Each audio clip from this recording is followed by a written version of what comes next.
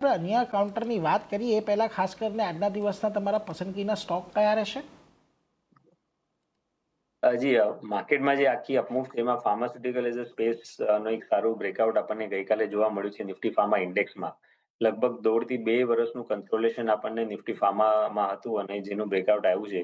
અને ડેફિનેટલી તમે જો લીડરશિપ જોશો તો એનો જે લાર્જ કેપ ફાર્મા સ્ટોક છે એમાંથી થઈ રહી છે. તો લુપિન એમાંથી અમારી પસંદગી છે, જ્યાં ખરીદારી કરવાની સલાહ છે. આઈ થિંક આજે સ્ટોકના કંપનીના રિઝલ્ટ પણ છે. પણ ઇરરિસ્પેક્ટિવ ઓફ નંબર્સ નો જો અગર નંબર્સના આસપાસ કોઈ થોડું નાનું મોટું ડિપ પણ આવે તો એને ઓપોર્ચ્યુનિટી તરીકે જ જોજો. અને જે સ્ટોકમાં રિલેટિવલી 50 દિવસના ઈએમઆઈ ની આસપાસ એક સારું બેઝ આ સ્ટોકમાં બિલ્ટઅપ થઈ ગયું છે. સો આઈ થિંક અહીંયા પ્રાઇસ વાઇઝ એક સારી તેજી અહીંયાથી કન્ટિન્યુ થવી જોઈએ. લુપિનમાં કરંટ લેવલ્સ ઉપર 2380 ના નીચે સ્ટોપ લોસ રાખીને ખરીદારી કરવાની સલાહ રહેશે. અને 2650 ના ટાર્ગેટ્સ અમે શોર્ટ ટર્મમાં સ્ટોકમાં એક્સપેક્ટ કરી રહ્યા છે.